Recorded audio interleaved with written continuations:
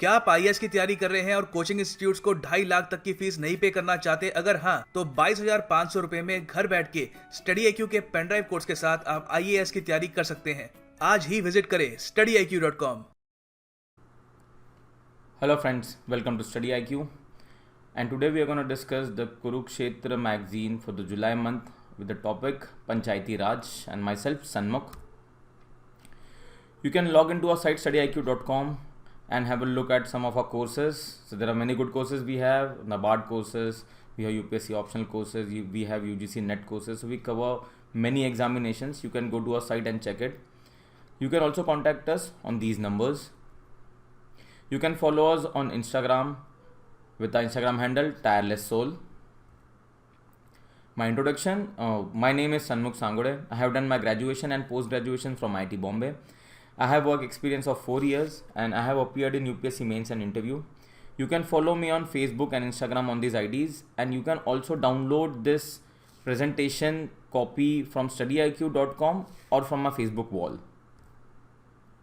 Let's start with a quote.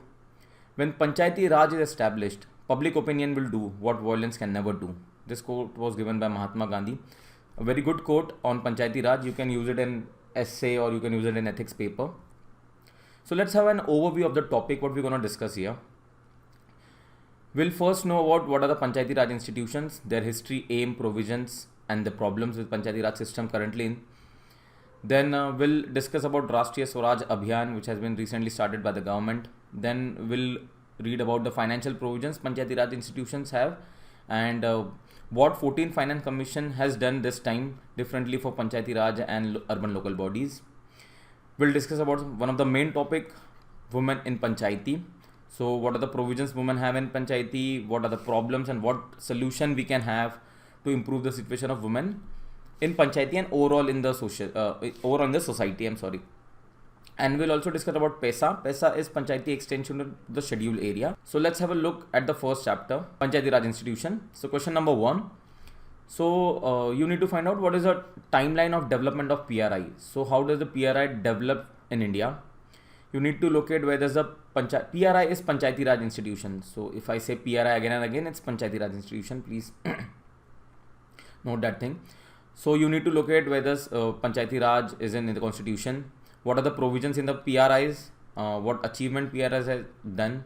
And we need to analyze it critically. So these are the some of the questions we need to deal with in this chapter. So just have a look at this question and think yourself. You must have written it in your notes and in your copies. So what can be the possible answer? Try to recall it.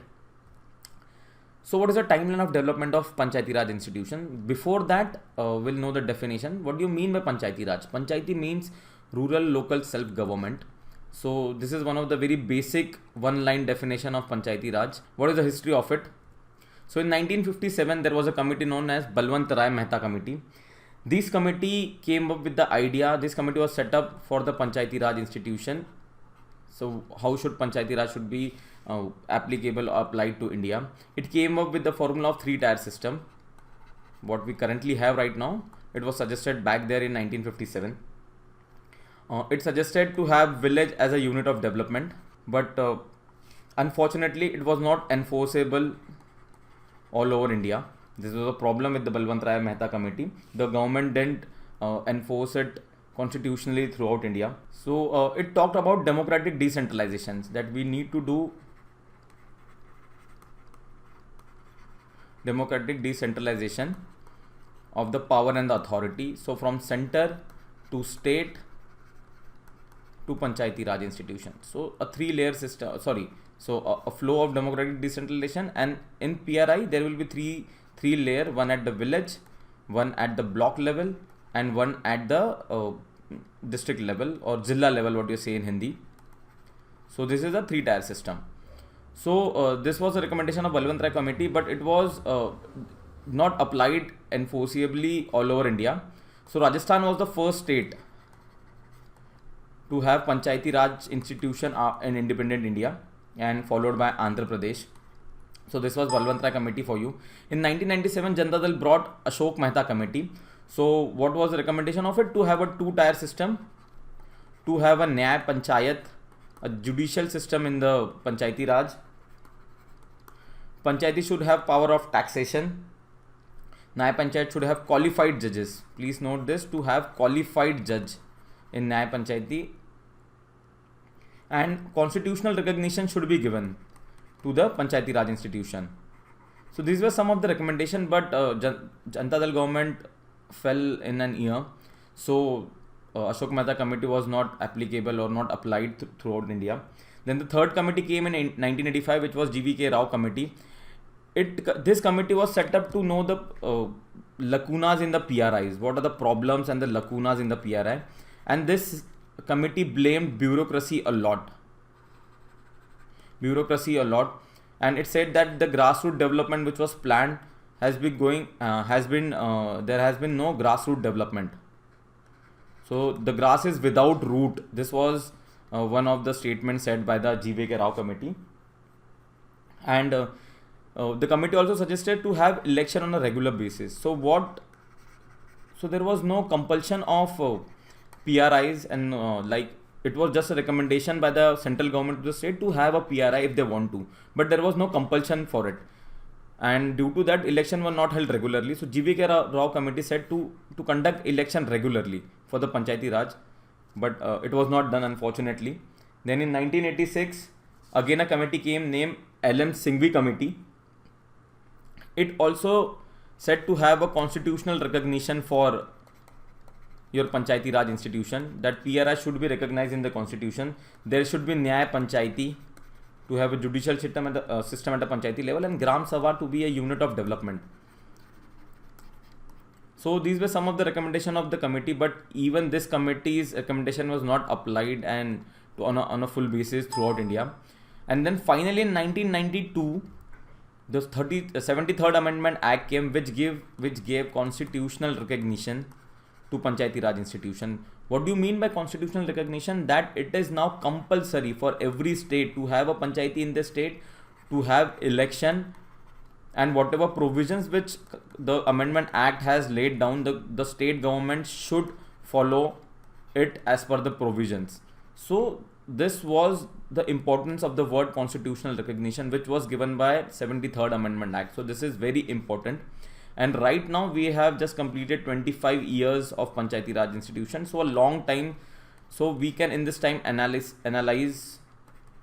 what is the position of PRIs in India. Before that, some questions for you.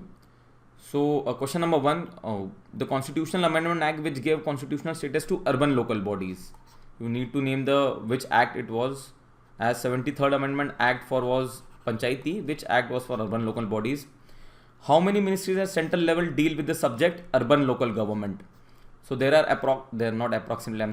3 ministries which deals with the subject urban local body, ULBs. You need to name all the 3 ministries.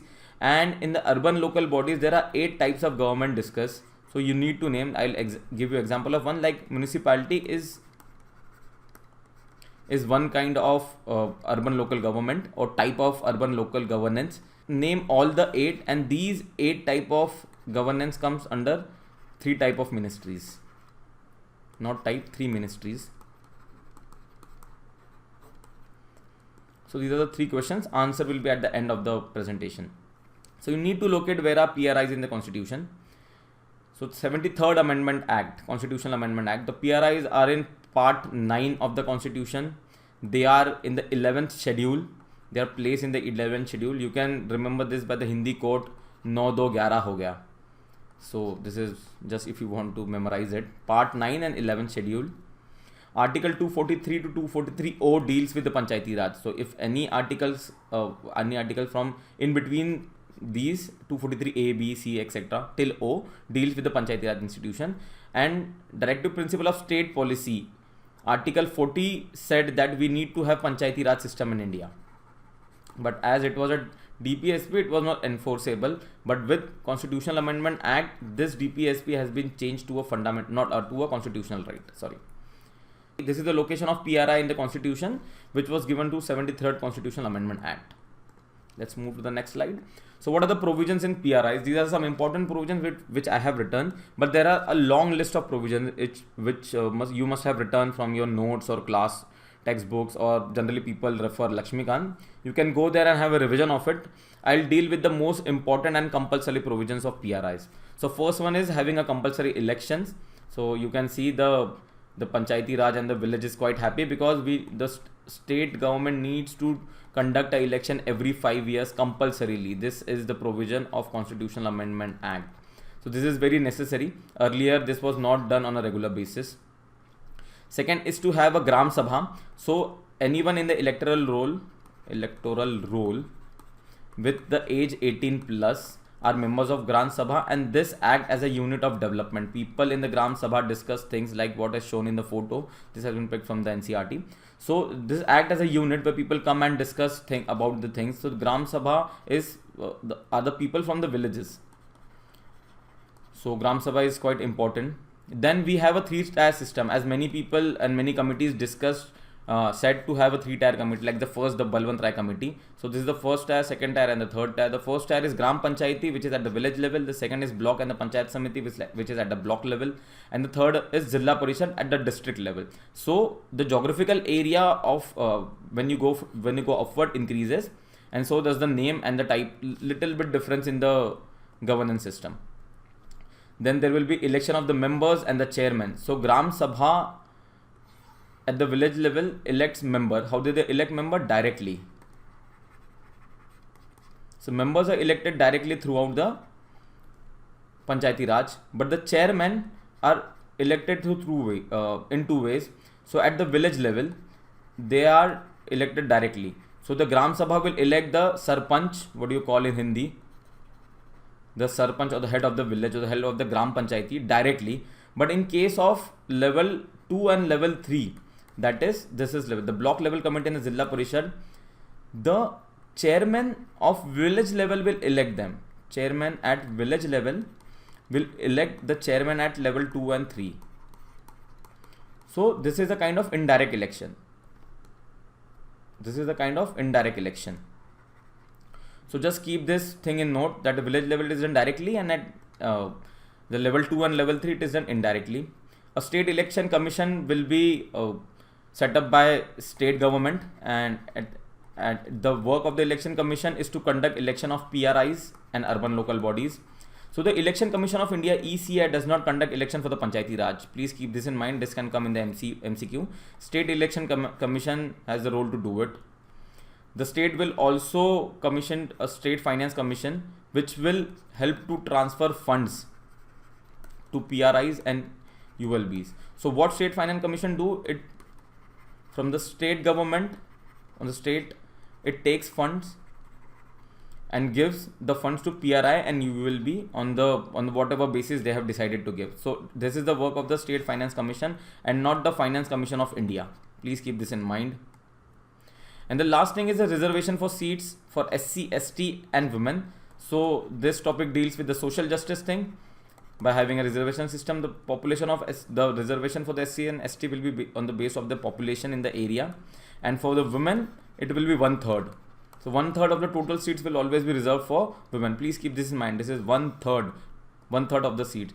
So one interesting thing, if a woman is SC and she is contesting election, so she has fulfilled 2 criteria: one, the seats for the SC, and one for the seats of the women.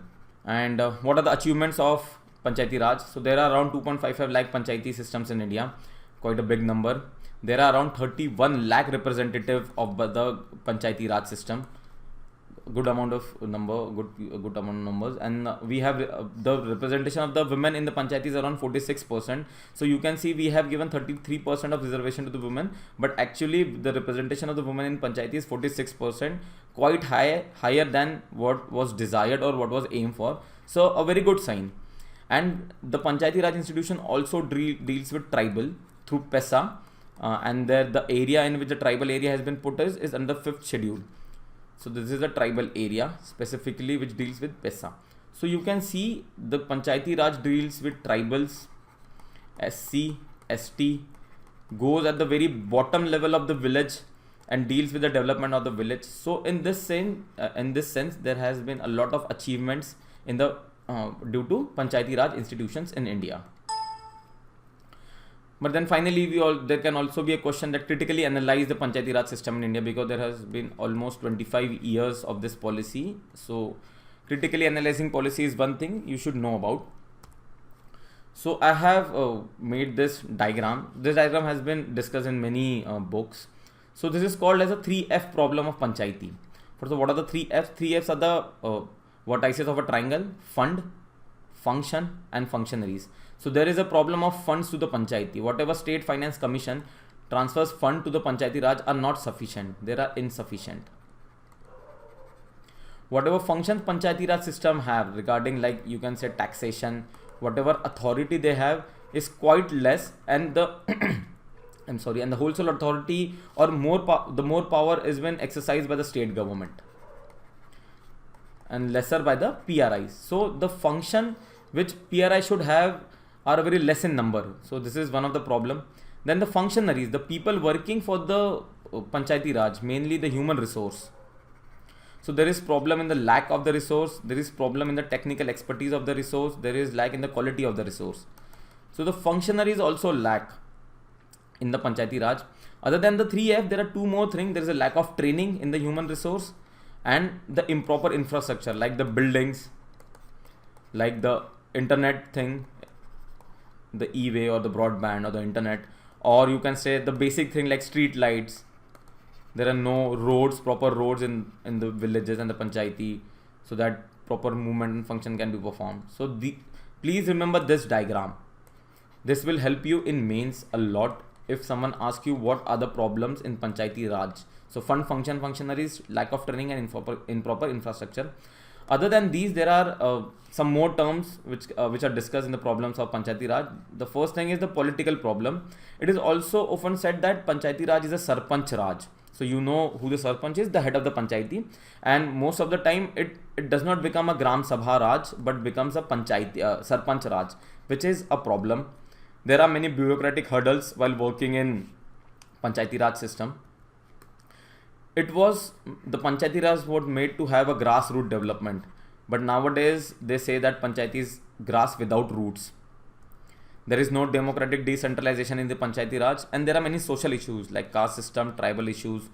The problem of orthodoxy people have, patriarchy. So if a woman is there as a head of the Panchayati, the patriarchal mindset won't let her work properly. There's a problem of poverty, illiteracy, which makes Panchayati Raj to function in an improper way. So you can just learn this. There are the heading of the topic, and if anyone asks you critically analyze, you can do it, I think, right now. So this was the thing about Panchayati Raj institution. Now we'll discuss Rashtriya Swaraj Abhiyan. What we're going to discuss is that why Rashtriya Swaraj Abhiyan was brought, what is the need to bring RSAB, and on what things Rashtriya Gram Swaraj Abhiyan is focusing, what are the deficiencies in which the program is focusing. So as we saw this diagram, the Rashtriya Gram Swaraj Abhiyan will focus on training and improper infrastructure. These are the two main things on which Gram Swaraj Abhiyan is focusing. So let's see something about Gram Swaraj Abhiyan. So this is the tagline of it: Sabka Saath, Sabka fill in the blanks and Sabka Vikas. Just think, it's a Hindi word. What can be the fill in the blanks there? Gram Swaraj, Panchayati, village. What can be it? If you have read it in the news, it's Gaon or Gaon, Gaon, which means village. So along with the statement which is given by our Honorable Prime Minister, Sabka Saath, Sabka Vikas, he said there should be Sabka Saath, Sabka Gaon and Sabka Vikas. So the aim is to strengthen the Panchayati Raj system, to have a participatory planning and to go for sustainable development. So this is the aim of Gram Swaraj Abhiyan. There are two components, a central component and a state component. The whole work has been divided into two components. The funding pattern is something like this. In the work of central component, 100% will be given by the center. In the state component, it is 60-40. In northeastern state, it is 90-10. And UTs, which directly comes under center, it is 100%. So this is the funding pattern for Gram Swaraj Abhiyan. So on what Gram Swaraj Abhiyan is focusing upon? So there are two components we talked about, center and the state. Let's see the central function. The central first function of the RGSA is to have a national plan for technical assistance. So what this plan will do, this plan will provide a technical assistance to the village, to the PRIs directly, and to the states also. So this is the first thing. It will help in management and supervision. It will help in resource planning. It will help in research work, especially the research dealing with the development of villages or the panchayati.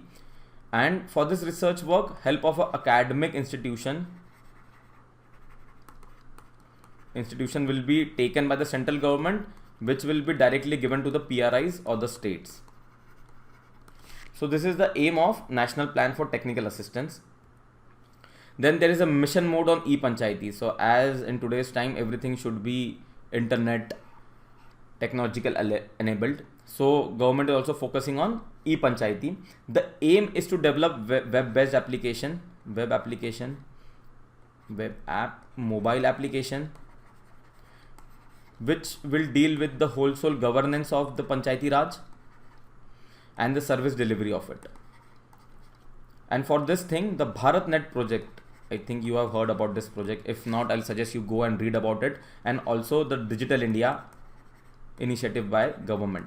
Please read about these two. These deals about the internet connectivity in rural India and in general about the digital connection in India.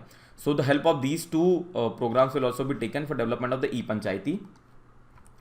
Then we also incentivize the panchayati. So you can see government is trying to develop panchayati in multiple ways. So they will provide technical assistance, they will improve the infrastructure.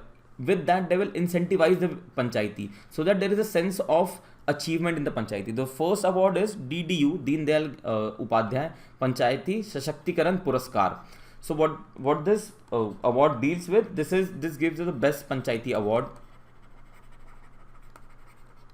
Especially for if a panchayati is dealing with something special like sanitation, they have worked in a specified field in dealing with natural resources, health, in any one of the X sector. There are many more social sectors out here. So they are performing something best in any sector. So this award will be given. So if you log into the site, which is panchayatiaward.gov.in. So I downloaded a document and I saw that in every state, so every state will have one best panchayati with it. So every state will have one thing. So in Andhra Pradesh, the Panchayati Raj, this award was given to the Krishna district, and in Maharashtra it was given to the Sindhudurg district. So this was DDU Panchayati Sashakti-karan Puraskar. Then the second award is Nanaji Deshmukh Rashtriya Gaurav Gram Sabha Puraskar. So one line above Nanaji Deshmukh, one line on Nanaji Deshmukh. He was a social activist or social reformer, and government have awarded him with Padma Vibhushan. So quite respectable and has worked a lot in the social sector in India. So Nanaji Deshmukh. And this is given for outstanding performance to any Panchayati Raj. And this is also a state-wise award. So in AP, Andhra Pradesh, this award has been given to Eruwala Palem village, and in Maharashtra it has been given to Uttur village. So these are the two villages. So every state will have one village to which this award will be given. So you can go and check. There is also a e-panchayati Puraskar, which will be given to the villages who are doing good in internet connectivity, who are doing good with internet services to the panchayati. So this award is specially for e-connectivity and e-panchayati. You can check all the awards for your state if you log into this site, panchayatiaward.gov.in. Let's have a look at the state component of it. So even the state will do, it will also focus on capacity building and training, which will be given directly to the PRIs. So but what state is doing, so they are filtering out gram panchayatis which are under Mission Antyodaya, and 115 aspirational district has been given by Niti Aayog. So this will be on the priority list. The focus is especially on the social sector first. They are developing training modules, and there is also collaboration with the academic institution. So same as in line with the technical assistant, national plan for technical assistant, but this has been done by the state government directly to the PRIs. Along with it, there is also e-enablement of panchayati.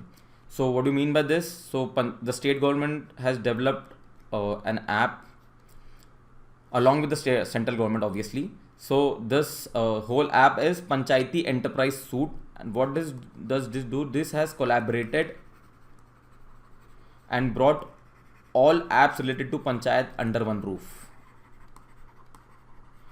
So this is a wholesale suite of Panchayati apps and web-based application, which will help to ease the working and governance. This is the one thing. Then you can see there is one more program called Gramoday se Bharat Uday. This is a social harmony program. It was inaugurated on 14th April, which is on the birth anniversary of Dr. Ambedkar. And the government is focusing on village collaboration. Gram Uday se Bharat Uday. Then there are Panchayati Week and Fortnight celebration in the Panchayati to develop a sense of connection and achievement among Panchayati. Achievement, connection, collaboration.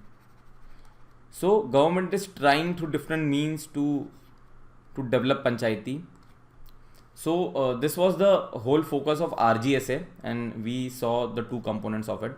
There are some questions for you. What is the minimum age for contesting Gram Panchayati? Just check your notes. You must be having this answer. So in the urban local body election, the urban local constituency is divided into smaller geographical areas. Area 1, Area 2, Area 3, Area 4. What is this small area called? When you heard that I'm going to vote in my urban local body, so you vote from which geographical area? There is one word for it. You need to find it out. And there is a provision of reservation of seats for other backward class. The other backward class are not SC, STs but OBCs in Panchayati. So does this come under compulsory provision or voluntary provision? Please check these two provisions in your notes and tell me the answer.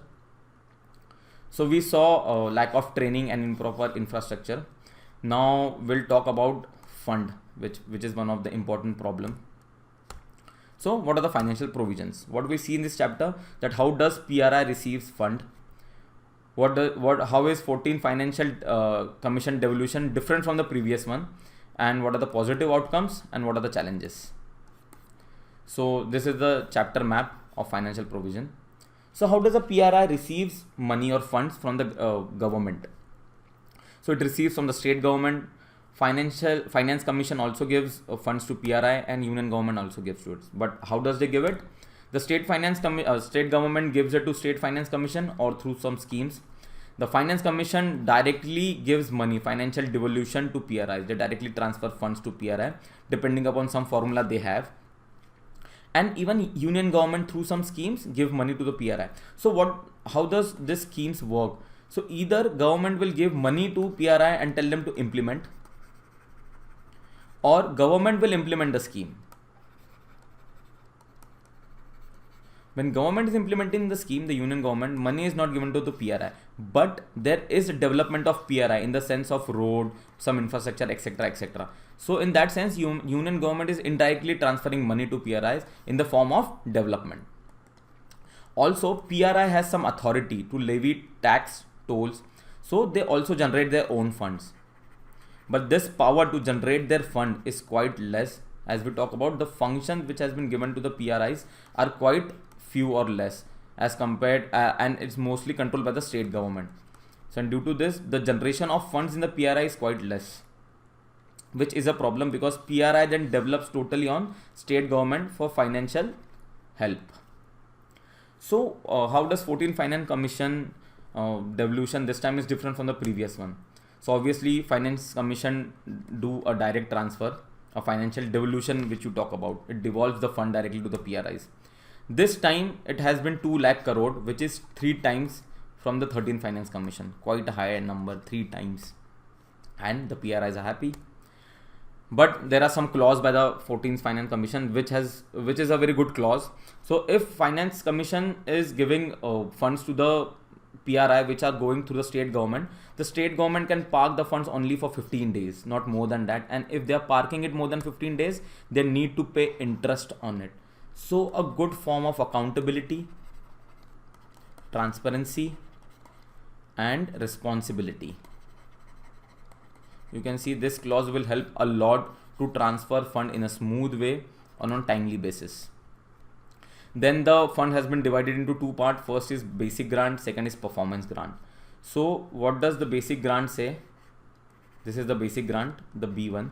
The basic grant is on the basic service amenities like health, education, lights, street lights, internet services, etc. So the PRIs will take fund from the 14th Finance Commission and develop this. But a part of performance grant, so this is the part of it, this will be given only when audit report and performance report are submitted by the Panchayati Raj. So having audit of your Panchayati Raj and having a performance audit of it is compulsory, and after that only the remaining grant will be given. So a good form of accountability, performance linked things.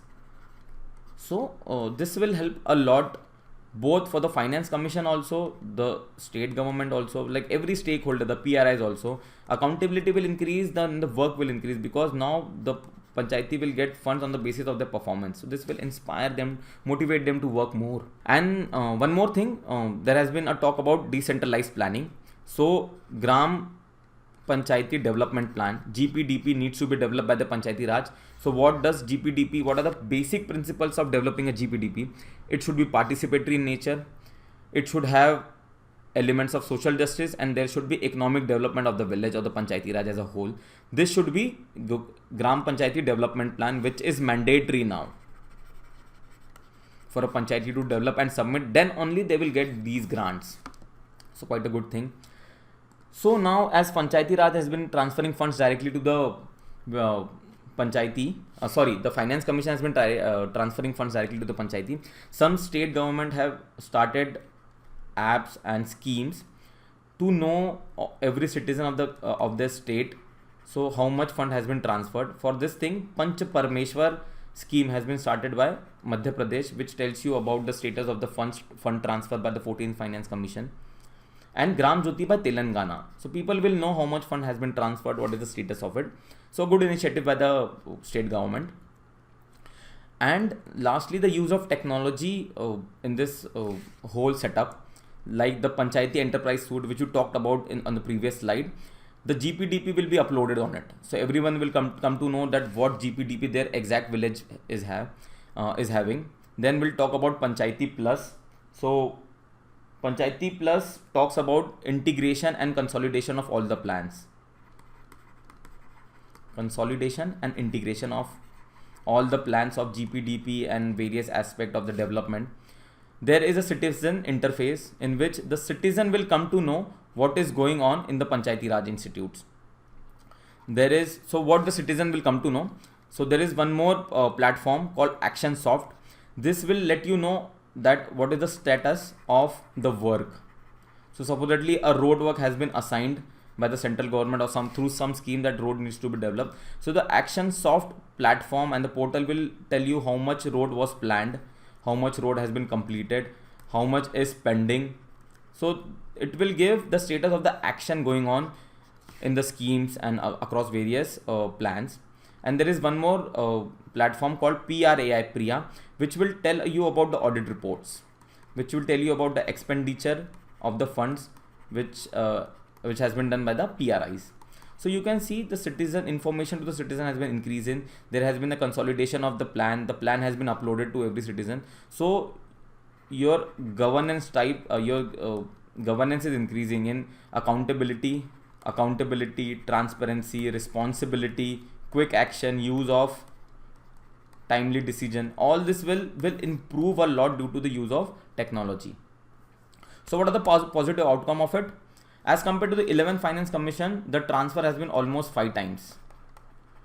of the 14th Finance Commission. The GPDP is mandatory, which has increased your transparency and accountability, and ultimately there is higher fund availability. So all this has finally helped PRIs to develop a lot, and PRIs are so happy due to it. But there are some challenges to it. What are the challenges? First one is developmental issue remain unattended. So what happens?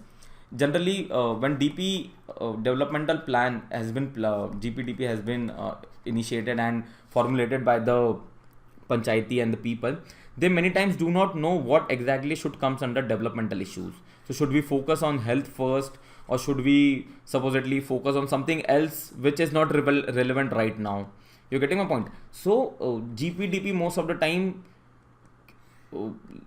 misses the developmental issues and keep them at the unattended part. So this is one of the problem, and there are variation and underutilization of funds. So what is happening there?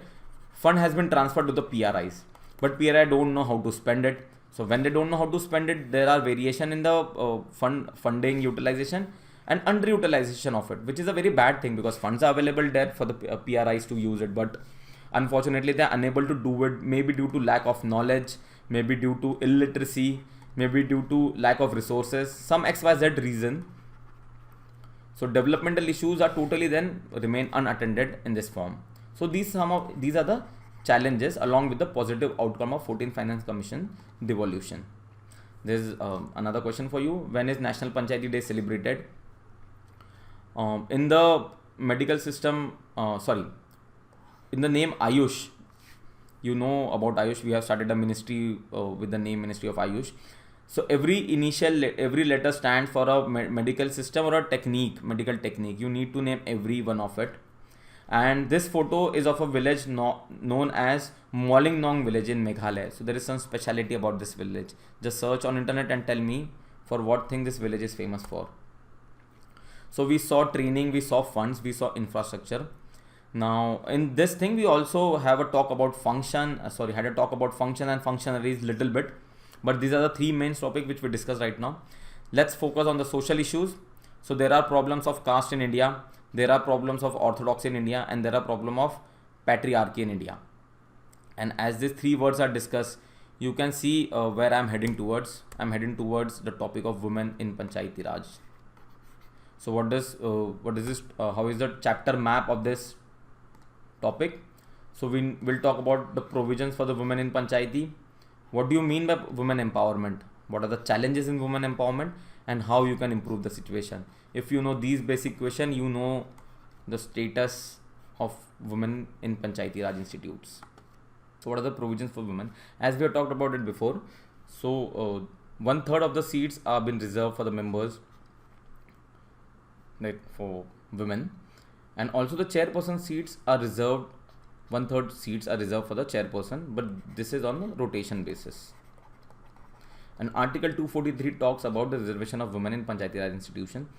One thing to be note about that, this 1/3 reservation is the minimum which the Constitutional Amendment Act says about.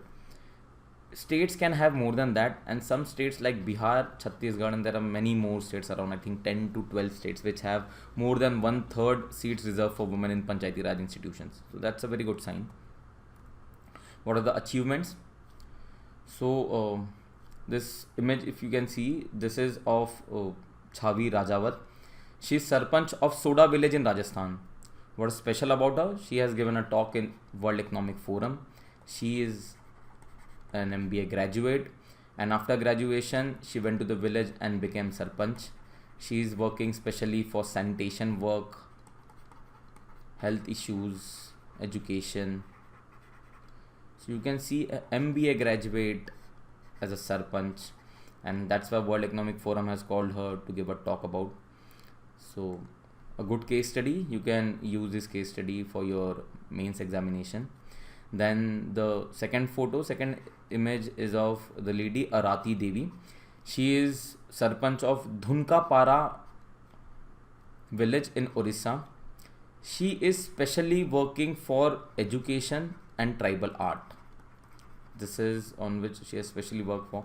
She has received many awards from the Chief Minister of Orissa and has been called upon for various talks. So quite an inspiration for many people.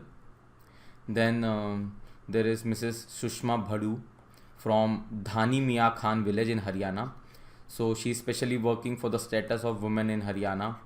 So on schemes like Beti Bachao, Beti Padhao, then on education, on health, some of the schemes on which she is working dedicatedly. Then there is Bhakti Sharma, who is USA return, and she is Sarpanch of Bharkhedi Abdullah village in Madhya Pradesh. This is near Bhopal, and her aim is to make her village as the ideal village, the most technology prone, most technology advanced village in India. So this is her one of the aim, and she is Sarpanch. She is working quite a lot in her village and kind of inspiration for many people. So you can search about these people, read about them. You can use them directly in essay paper for the topic on women, Panchayati Raj. Good examples, good case studies. So what do you mean by women empowerment? So before that, we'll see what problem does generally a woman faces in India. So there are issues of rape in India. There are issues of sexual harassment, especially to the women. Then in gender inequality index, India is performing quite poor, not that good. And in female labor force participation, rate is quite less. It is less than male in India. So you can see until and unless all these problems are not solved, we cannot say women is empowered in India and India is a developed country. So these are the issues. So what do you mean by women empowerment? I'll give two different definitions, and both are simple one-liner definition. You can use it in your essay or your ethics paper. So until and unless there is economical, social and political empowerment of a woman, we cannot say that woman is totally empowered. So from all sectors of life, she should be empowered and have authority to deal with it. And the second one is she should have freedom of choice and voice. So she should have like the freedom to choose between things what she wants to. If she wants to work somewhere, she wants to go somewhere, how many kids do they need to plan as well the family planning things. So she should have choice in that thing. And the second is voice. So if anything harassment is going against them, or everything, even if good is going for them, she should have voice to raise it, to tell people. So this is the second definition, freedom of choice and voice. You can use it in any paper you want. So what are the challenges for women in Panchayati Raj institution? Think upon it for a moment. You can pause the video and think upon it. What challenges does generally a woman in Panchayati Raj would be facing? So imagine a village setup and woman there as a sarpanch or a member of the Gram Panchayat, and what problem will she face? You must have written all these things in your notes also. Let's have a look over it. So the women representative are called as elected women representative, EWR. So there is a problem of patriarchy as shown in this photo. The male member are given more weightage in the society. So female are like they don't receive education. Their health status are quite poor.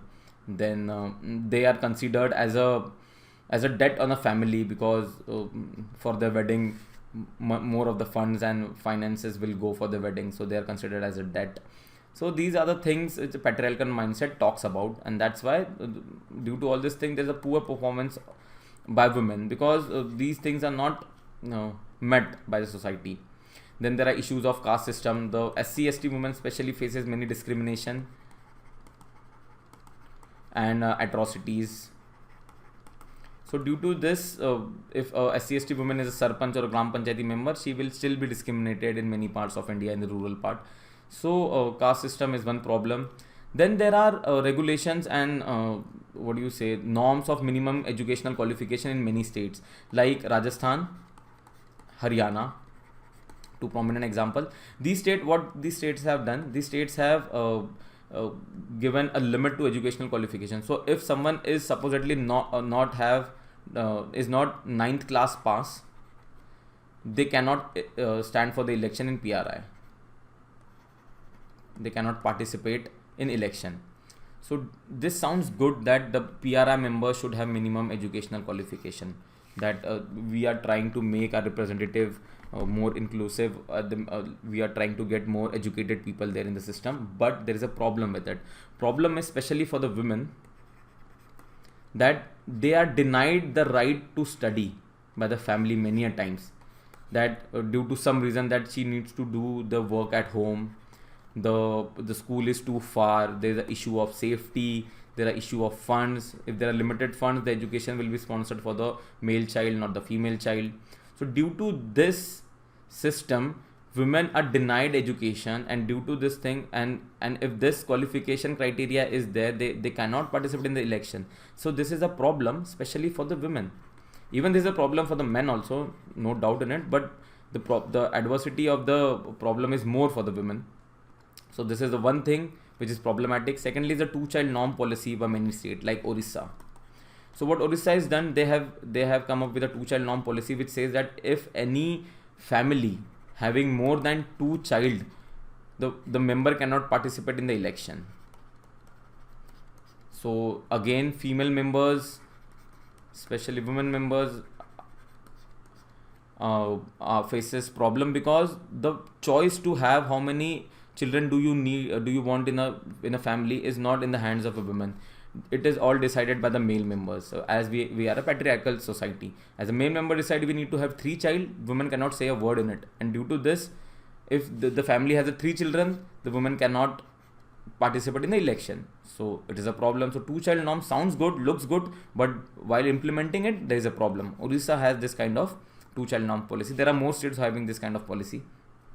Then there are problem of rotation of terms. So only for 1 year, the chairperson sits there, and if a woman supposedly coming from a very low or poor background, becoming a sarpanch, having only a term of 1 year, she won't be able to learn things on a quick basis. She won't be able to implement things because much of the time will go in learning things. So due to this rotation of terms, which is very quite less in number, learning and implementation is not done, which makes a negative output or very bad output from their part.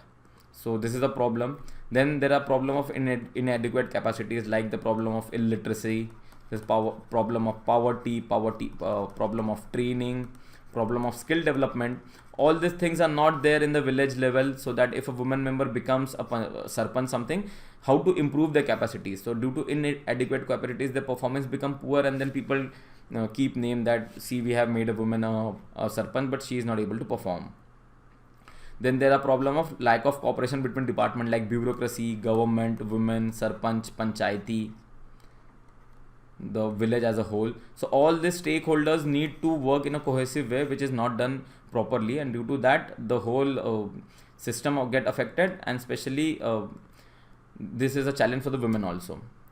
So how can you improve the situation? So again, think upon the thing, a village system, we have talked about the problem. How can you improve the problem? So there has been some initiatives by the government to improve the condition of women in Panchayati Raj institution. So these are some of the schemes. The first one is Panchayati Mahila Evam Yuva Shakti Abhiyan. We'll discuss only about the Mahila Shakti Abhiyan. The aim is to enable women leader, is to develop women leadership at the Panchayati level.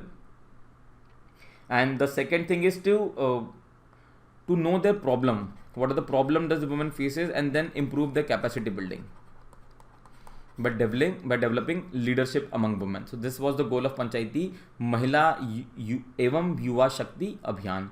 Then the second is Rajiv Gandhi Panchayati Sashактикаран Abhiyan. So this Abhiyan has subsumed the above scheme. So Panchayati Sashактикаран Abhiyan has multiple goals and aims. Out of one of them is women empowerment. It wants to bring about democratic decision making.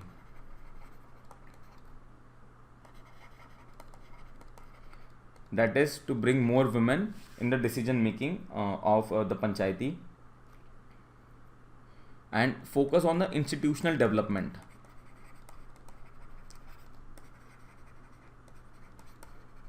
Like developing PRI as an institution as a whole.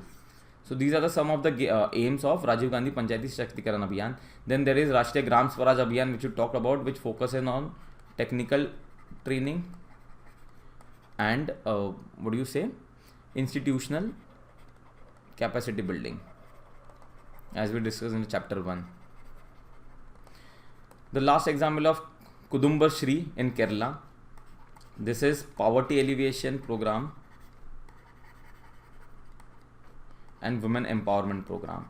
A good case study. Please go and read about Kudumbar Shri. has been a very successful scheme by the Kerala government, and this uses self-help group of women. So there has been a strong self-help group movement in Kerala. This group helps for skill development, employment generation, which again helps for poverty alleviation. So this is how Kudumshree has been doing in Kerala. Then what else can be done? So first thing is to increase the reservation to 50% on the pan-India basis. This is what the chapter in this Kurukshetra talk about, that we can improve the reservation for the women on pan-India basis. But right now the women reservation bill is pending.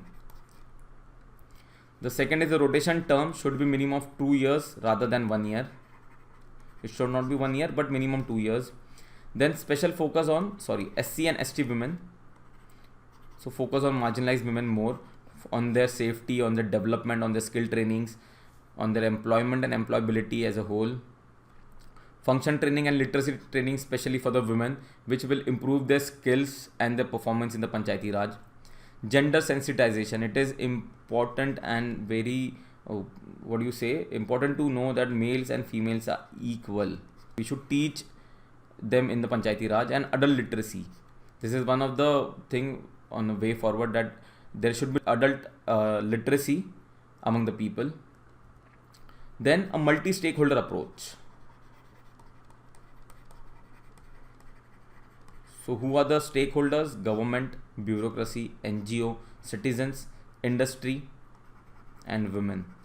So all the stakeholders should work in a cohesive way. There should be give and take among each departments. And a good case study, Maharashtra has been organizing Mahila Sabha. So what are the Mahila Sabhas? These are women Gram Sabha, where only women participates and discuss about their problems and solutions. Some villages in Gujarat are also doing Mahila Sabha. So a good example, rest of the states can also follow this example. So as we're talking about women, let's talk about some famous Indian women. So in this first question, question number 9, following this photo, who is the first Indian female physician? So this is a photo. Search on internet and get her name. Then do you know them? So Arati Saha, she is a swimmer. But read about her, what special she has done.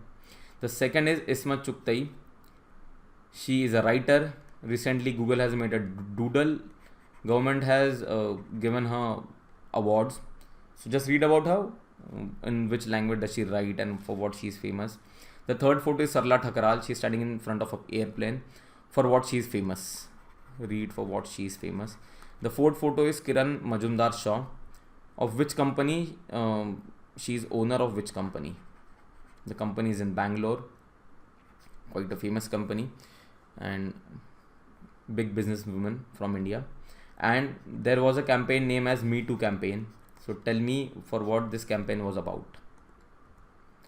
So we have discussed training, we have discussed funds, we have discussed infrastructure, something about functions, something about functionaries, caste, orthodoxy, patriarchy.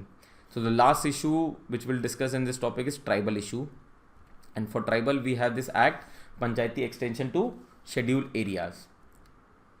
So what we're gonna see? So there was a beautiful line written there in the chapter, marginalization in the age of globalization. So as the world is going global, every condition and country is improving their money, worth, fund, their economy, but the tribal people are getting marginalized day by day as the world is globalization. So a paradox here.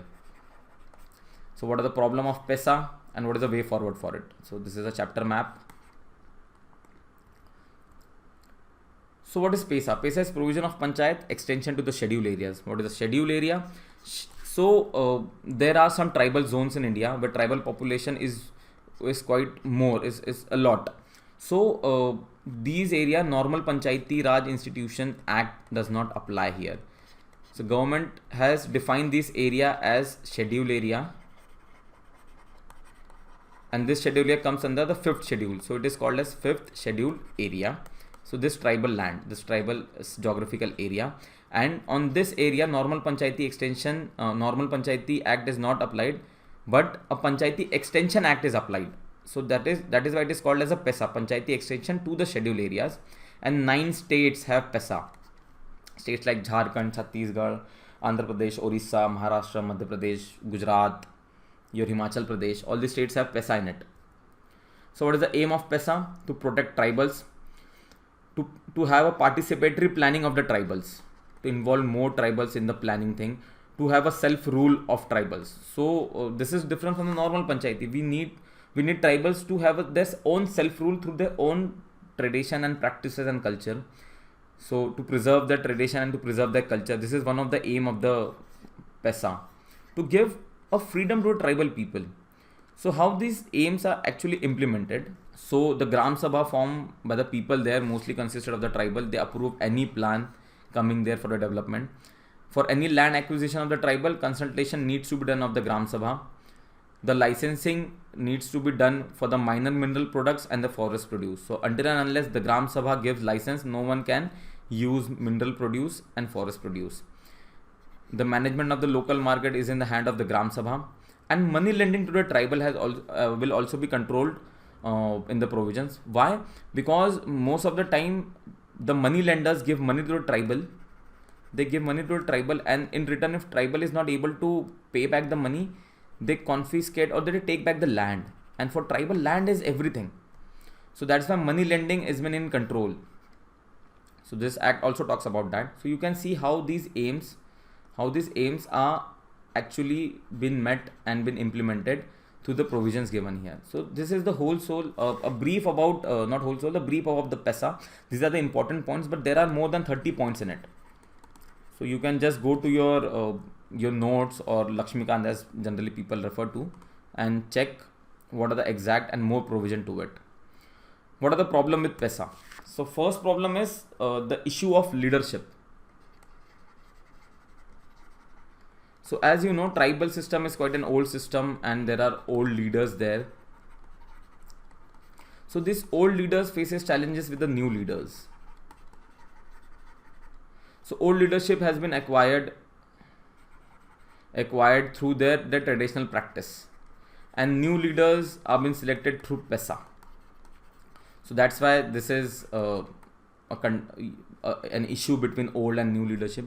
There is also issue of leadership between tribal and non-tribal people. So there are many non-tribal people also in the tribal zone, and these people are quite sometimes economically, you can say, better off than the tribal people. And due to this, what happened, they also get some political power. And once they get political power, there are clashes between tribal leaders and the non-tribal leaders. So the first point was the leadership issue, new versus old, tribal versus non-tribal. The second one is, as we implement the PESA, there are many new people who are entering into the Gram Sabha, and due to lack of knowledge of the system, because they work on a traditional basis, whatever tradition or culture they have a way of the self-rule. And if we implement PESA there, this will bring some aberration in their work. So there is a lack of knowledge of PESA. They are not in line exactly what government is trying to bring there through PESA. So due to all these things, the new entrant in Gram Sabha faces many problems. And due to this, PESA is not implemented in a better way. So implementation of PESA becomes difficult due to lack of knowledge and resources among new entrants and the Gram Sabha as a whole. And the third one is lack of coordination. So there are tribal people, there is government, there is bureaucracy. So there is a huge trust gap between all these people, especially between tribals and the rest of the government and bureaucracy. And due to this trust gap, there is lack of coordination. So this is the first thing, that there is a trust gap. Second is the physical connectivity is a problem there in a tribal area because they reside in hilly places or the forest area. So due to this also there is lack of coordination because it takes time to reach there. So you can see we have talked about leadership, lack of knowledge and lack of coordination. So these are some of the important problems of PESA. So in this chapter of Kurukshetra, they have done a survey across 6 to 7 states and talked with the representative of the tribal zone and the PESA area, and they came up with a conclusion on the basis of the questions. So we're gonna discuss some of the points of that conclusion. The first one is about the special status. So very few people, like more than 50% of people does not know about the special status of PESA. So and if they do not know it about the special status, there is no use of PESA. Then the women representation in the Gram Sabha is quite less. So there is less exposure. This is a problem. The third one is half of the representative have no knowledge about work. So work, you can say about schemes, government schemes. You can talk about any activity going on. So the representative have no knowledge. More than half of the representative have no knowledge. It's a sad state of affair. Then there has been questions to the Gram Sabha that Gram Sabha said that only half of the suggestions are taken by the Panchayati in the PESA area. So not a good ratio that only half of the suggestions are taken, because what we want is to be a Gram Sabha driven institution, not a Sarpanch driven institution. So if only half of the recommendation are be taken, there is a problem of it. It should be more than that. And there is problem of poverty and illiteracy in this zone, which creates hurdles in the developmental issue. So these are some of the problems which has shown by the survey. There are some good things also. The two good things were that majority of the people participated in the meeting. So this is a plus sign. But the problem here was that the suggestion were not taken. And as a whole, the tribal people do not feel threat to their culture. So they do not feel xenophobic. They do not feel that culture has been taken by the government of India, which is a good sign. So this, the below thing is positives and the above thing was negative. So way forward for PESA, that what can be done. So basically we need to understand the tribal society more and reduce the trust gap between the people and the government. Until unless this is done on the fundamental level, things cannot achieved in the PESA area. We need to improve women participation through various means. And with that, we need to improve coordination between all the stakeholders, between the tribal, bureaucracy, government as a whole. Also in this, the NGOs and the industries can also play a vital role in this all stakeholder approach. We should go with the bottoms up approach, like reducing trust gap is a bottoms up approach, not the top down approach where government bringing up a scheme and a policy and implementing it directly in the village. This does not help directly. We should work what are the exact reason why tribals are not happy and what are their demands. How can we include them in participatory development and bring about the grassroots development as a whole. So that can be brought only by bottoms up approach, not top down approach. And also this is like reduce poverty and illiteracy in the tribal area. So that was PESA for you. The overview of the chapter, we talked about Panchayati Raj institution, we talked about Rashtriya Swaraj Abhiyan. This was about lack of training and infrastructure. Then we talk about financial provision. The problem of funds has been solved in 14 Financial Commission. Then we talk about women, how to improve the situation, and we talked about tribals and how to improve the situation. So you can see we have talked about funds, training, infrastructure, something about functionaries, caste, tribal orthodoxy, patriarchy. There are many more to talk about in the Panchayati, but one issue of Kurukshetra and one presentation is not sufficient to deal with it, but some of the important points have been discussed there in this presentation and in this Kurukshetra magazine. Another question for you, there are 4 images there. You need to identify which type of art form it is. You need to name the art form. So I'll give you some hints. The first one is from the Bihar state.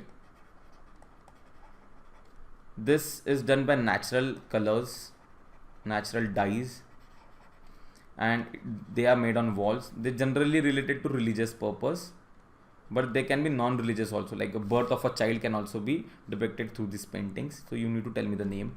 The B one is of Western India, a tribe in the Western India or a tribe in Maharashtra. The drawing which you can see, the painting or the drawing which you can see deals with the tribal life. It is secular in nature, and painting on the red with the white is prominent. Like this is a general theme across the paintings. So a tribe from Western Maharashtra and tribal painting with secular theme in it. The third one is from the eastern state of Orissa. These are also famous in West Bengal. These are made on scroll cloth, a rolling scroll cloth, and these are religious paintings. So quite famous there. Just find out which type of painting is this. And the fourth one is of a central Indian tribe. Tribe from central India. So they focuses on mostly on animals, and again their theme is secular, focuses on life of tribe. So find out which painting is this. Then on the left side I have written name of the tribe. You need to tell me in which part of India do they reside, where they inhabit. So these were the 13 questions for you, and this is the end of the presentation. Let's focus on questions and answer. So Constitutional Amendment Act for the urban local bodies was brought by 74th Amendment Act. 3 ministries we deal with urban local bodies are Ministry of Urban Development, Ministry of Defence, and Ministry of Home Affairs. How? So there are 8 type of urban local bodies. These are the name of the 8 types. Among these, Cantonment Board is under Ministry of Defence, and if any municipal corporation, municipality is under Union Territory, it will come under Home Affairs. Rest of the things are under Ministry of Urban Development. Minimum age of contesting election in Gram Panchayati 21. The geographical area is called as wards in urban local bodies election. The provision for reservation for OBCs are voluntary, not compulsory. Panchayati day has been selected on 24th April. Full form of Ayush: Ayurved, Yoga, Unani, Siddha, Homeopathy. There is one more to it, Sova Rigpa, which is not included in the initials, but it is a part of Ayush. Molingnong village in 2003 won Asia's cleanest village, and it still practices it practices to keep it village clean. First women Indian physician Anandibai Joshi. Arati Saha was the first Asian woman to cross English Channel. Ismat Chugtai is Padma Shri, Urdu language writer. Sarla Thakral was first Indian woman to fly an aircraft, and Kiran Mazumdar Shaw is Indian billionaire, chairperson of Biocon. Hashtag MeToo campaign was for against social harassment. The A painting is Madhubani from Bihar, B is Varli from Maharashtra, C is Pattachitra from Orissa, and D is Gond from Central India. The tribe Gond resides in Central India across 2 to 3 states. Just find it out. Bhil in Rajasthan and Madhya Pradesh, Angami in Nagaland, and Apatani in Arunachal Pradesh. So this was a lecture for you. Again, you can contact me for any doubt, queries, or information on my email ID mentioned here. You can contact me on the Facebook also. The presentation will be available on the StudyIQ.com and on my Facebook wall. So thank you friends, and best of luck. This is Sanmukh signing off. Bye bye.